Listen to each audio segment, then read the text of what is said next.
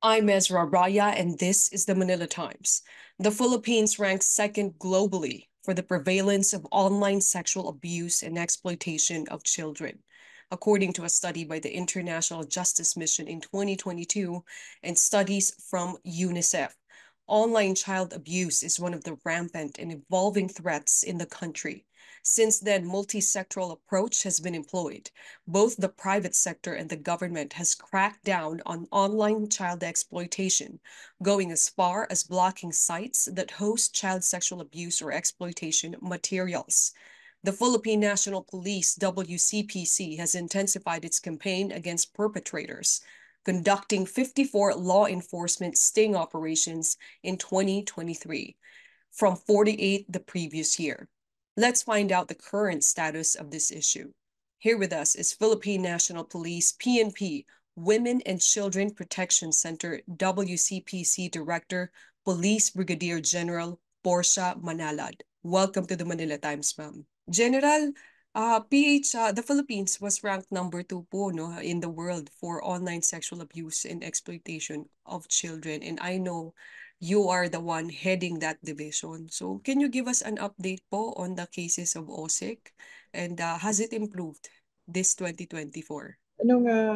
During the time of pandemic, we had really nag-increase yung ating numbers, yung data natin when it comes to OSAE.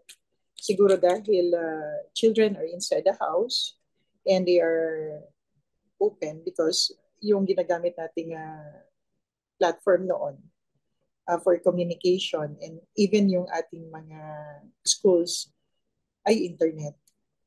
So lahat ay exposed noon during that time sa internet and also nasa bahay. So we see na nagkameron tayo ng we saw na nagkameron tayo ng increase sa data ng online sexual exploitation and abuse of children. At dahil po doon in 2022, tsaka po tayo na-rank ng number 2. So ma'am, simula po noon, alam ko pong nagkaroon ng multi-sectoral approach, pati po ang private sector ay tumutulong na rin po sa pagpigil ng mga ganitong sites at mga nag-host ng pornographic materials po. So ma'am, doon po sa ngayon pong 2023 and 2024, may nakita po ba tayong improvement sa mga numero natin? Last 2023, 2022 nagkameron tayo ng 11930, yung bagong batas against OSAEC. So specific doon yung mga requirement o yung mga sinasabi natin, ano ba talaga yung nagva-violate ng batas o ano yung mga elements na sinasabi natin na maaring nagva-violate ka ng batas. Ang napansin natin, there was an increase during the pandemic and then nagkameron ng batas tayo last 2022, which is the Republic Act 11930. Dito nailatag maigi kung ano yung role ng bawat agency ng government at ano din yung mga elemento para masabi na ito ay isang CISA-M or OSAEC case. So, nailatag maigi. And then, nakita namin there was a decrease in 2023, pero hindi pa significant. At doon nakita namin na mas marami kaming operations. So, kung makikita, yung numbers namin, yung operations or yung referred cases galing sa ibang bansa, medyo lumaki. And then, ngayong 2024, actually, ito yung quarter namin na pinakamataas yung aming operation. So there was a recent study po ng Anti-Money Laundering Council kung saan nakita nila yung areas na pinakamataas ang OSAIC. So doon po sa mga numero na yon, ang pinakamataas po na number of cases ng online child abuse ay nasa Cavite. Tama po ba yun, ma'am? Kasi kung AMLA yung pinag-uusapan natin, hinahanap nila yung money or financial gain. So siguro kung doon nila nakita, doon malaki yung financial transaction na involving online sexual exploitation. For us kasi nakita namin, kalat siya sa Philippines. Actually, yung mga operations namin more on Region 3, NCR, and Mindanao area. So actually Region 10, Osamis, yan yung mga matataas yung, para sa amin matataas yung OSA cases. Ma'am, paano niyo po nahuhuli yung mga ganitong yung mga perpetrators po ng mga ganitong klaseng krimen? Ang maganda sa Women and Children Protection Center, nasa amin yung PICA, which is the Philippine Internet Crimes Against Children Center. Dito, ang aming composition ay different foreign law enforcement agencies, foreign and local pala. So pag yung mga foreign partners namin, UK National Crime Agency, Australian Federal Police, Netherlands Police, meron kaming isang NGO which is the International Justice Mission. Kaming dalawa for the local for law enforcement, kaming dalawa ng National Bureau of Investigation. Ang division nun is yung ATRAD, Anti-Human Trafficking Division. Para sa PNP naman, yung Women and Children Protection Center. So dito sa parang hub na ito, dito sa Philippines, actually first ito dito sa Asia. Dito sa PICA, may mga referred cases kami coming from those countries na member namin or kahit hindi member. Basta meron sila during their cyber patrol sa internet, meron silang makita na for Asian looking.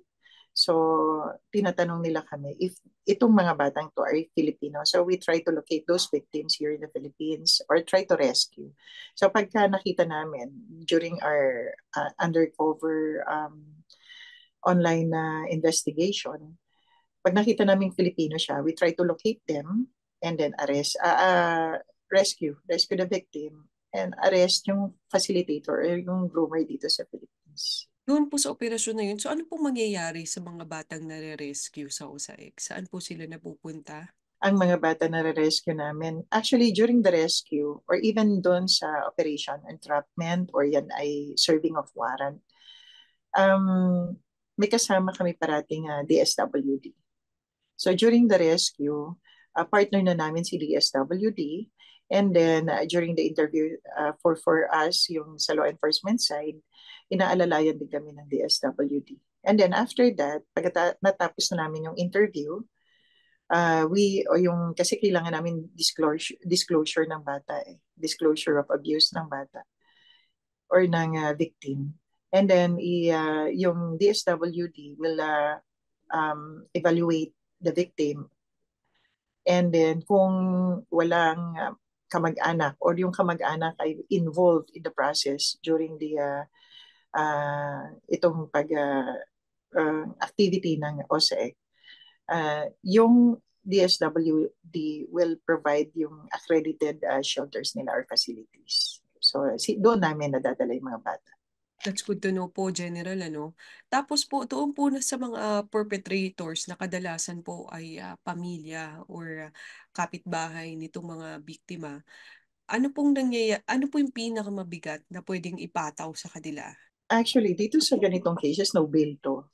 So, may mga na-convict na kami na actually 15 years, 6 to 15 years ang case nila.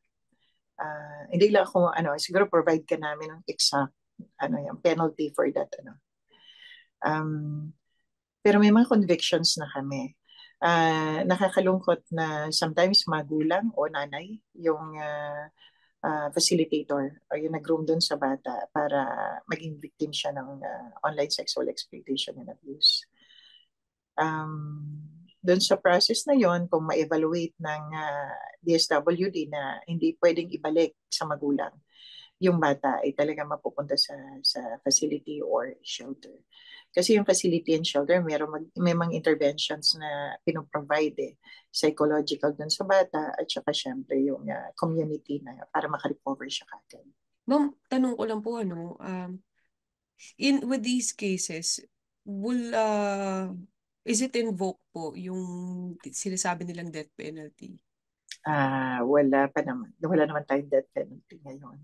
So wala naman kami nakikita. Pero kung meron, siguro sa mga ganitong cases, dahil ang victim natin talaga dito ay bata, siguro kung akong tatanungin, personal ko na opinion, mas maganda siguro. Kasi talagang yung trauma, mahaba para sa bata. Kung siya ay na-abuse nung siya ay 4 years old, we can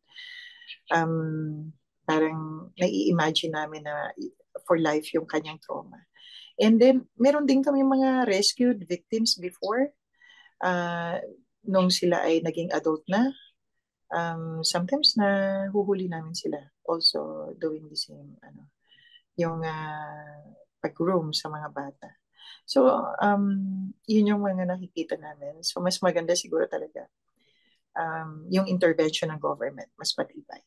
Ma'am, what are the ways o ano po yung mga paraan para maprotektahan natin ang ating kabataan, especially children who are very young po from online predators or predators in general? Sa government naman, alam niyo na we are doing yung whole of the nation or whole of the government approach. So yung interagency partnership napaka-tibay. Tapos meron pa tayong mga foreign law enforcement agencies na tumutulong sa atin, lalo na sa amin sa law enforcement. And maganda yung relationship namin ng NBI when doing rescue and arrest of perpetrators or yung mga offenders. Ang siguro sa amin, malaki ang role ng community or mas maganda ng pamilya, di ba? Yung magulang supposed to be educate nila yung kanilang mga anak tungkol sa safety online. Yung lalo na yung sharing of information. Di ba yung parang ng bata tayo, sinasabi natin don't talk to strangers. So parang ganun din sa online. Sana magabayan yung mga bata. And then, siguro maging cautious din tayo dun sa mga content na nilalagay ng bata o kaya natin. Kasi kung minsan natutuwa tayo, cute tingnan. Pero yung content sometimes nababiolate yung privacy kasi yung location and then yung batas natin, kung paano namin siya, kailangan meron kaming proof or yung elemento para sampahan namin ng warrant. Minsan gusto na namin talagang i-entrap yung perpetrator pero may mga batas kasi na nag-hold back minsan sa amin na hindi namin pwedeng gawin kagad. So yun yung mga siguro mga factors or yung mga pwedeng sabihin na talagang kung gusto man nating i-end siya, hindi pa rin ganoon kadali. So yun. Ako gusto ko yung makita. Gusto ko yung makita na mag-end siya. Very well said, General. Katulad po ng sinabi niyo, it's a whole of nation approach. Maraming salamat po, Philippine National Police Women and Children Protection Center Chief Police Brigadier General Portia Manalad. Thank you for your time po. Maraming salamat, Des.